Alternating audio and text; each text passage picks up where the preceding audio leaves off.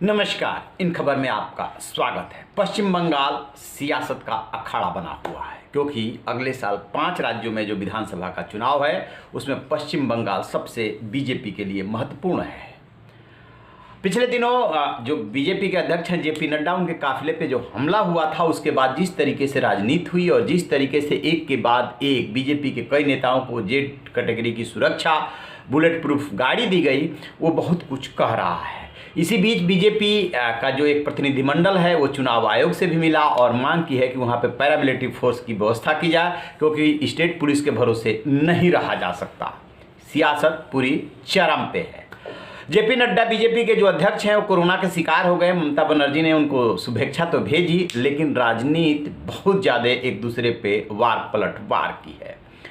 इसी बीच ममता बनर्जी ने बीजेपी पे तगड़ा वार किया है और कहा है कि बीजेपी सबसे बड़ी चोर, लुटेरी और डकैत पार्टी है। उसने 7 चाय बागानों का वायदा किया था खोलने का और एक भी पूरा नहीं किया। इससे बड़ी झूठी और डकैत पार्टी कौन हो सकती है। ममता बनर्जी बोलने लगी तो यहीं पे नहीं रुकी। ममता बनर्जी ने यहाँ तक कह दिया, वो AIM के जो चीफ है असदुद्दीन ओवैसी, उनका नाम तो नहीं लिया, लेकिन इशारा किया कि इन्होंने हैदराबाद के एक नेता से सेटिंग कर रखी है, यहाँ आकर के चुनाव लड़ेंगे। और बिहार में जो परिणाम आया उससे साफ लग रहा है कि किस तरीके से वोट काटने में उनकी भूमिका होती है। तो नाम ना भी ले, लेकिन हैदराबाद और बिहार चुनाव परिणाम, इसका मतलब साफ है कि असदुद्दीन ओवैसी की तरफ इशारा है। और असदुद्दीन ओवैसी ये बात बोल चुके हैं कि वो पश्चिम बंगाल में चुनाव लड़ेंगे। जब उनके ऊपर आरोप लगता है कि ये जो है बीजेपी की बी टीम है या बीजेपी से मिल करके काम करते हैं, बीजेपी इनको फंडिंग करती है, तो कहते हैं वो कि साबित करो। पहली बात। दूसरी बात, चुनाव लड़ने का हमारा अधिकार है, हम चुनाव लड़ेंगे। आपके कहने से क्या होता है? और उसका नतीजा ये है कि असदुद्दीन ओवैसी हैदराबाद से आगे निकल करके महाराष्ट्र और बिहार तक पहुंच गए हैं। उनको लग रहा है कि जो उनका फार्मूला है मुस्लिम वोट बैंक को कैटर करने का, वो सक्सेस हो रहा है। भला वो पीछे क्यों हटे?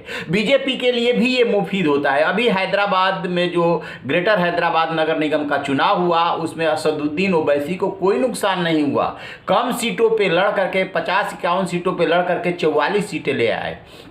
पिछली बार वो 60 सीटों पे लड़े थे, तब उनको इतनी ही सीटें मिली थी। नुकसान किसको हुआ? TRS को हुआ।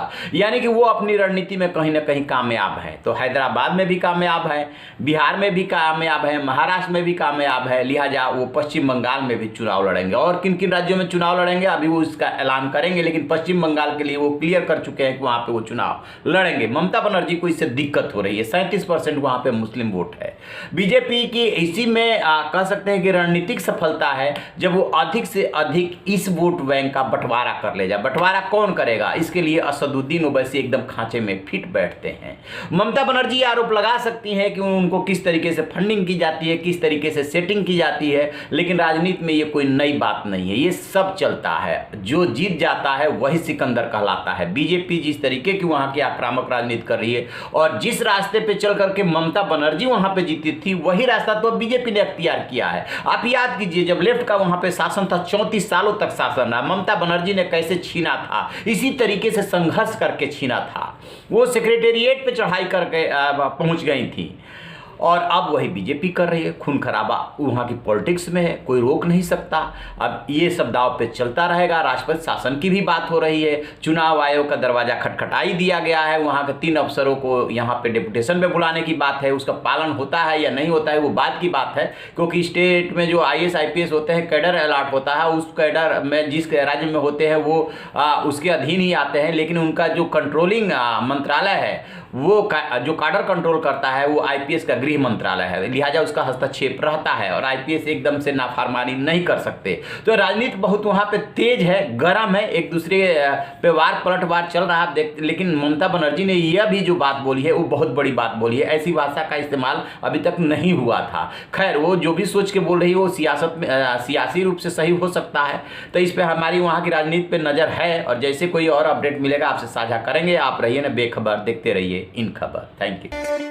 इन खबर चैनल को सब्सक्राइब करें।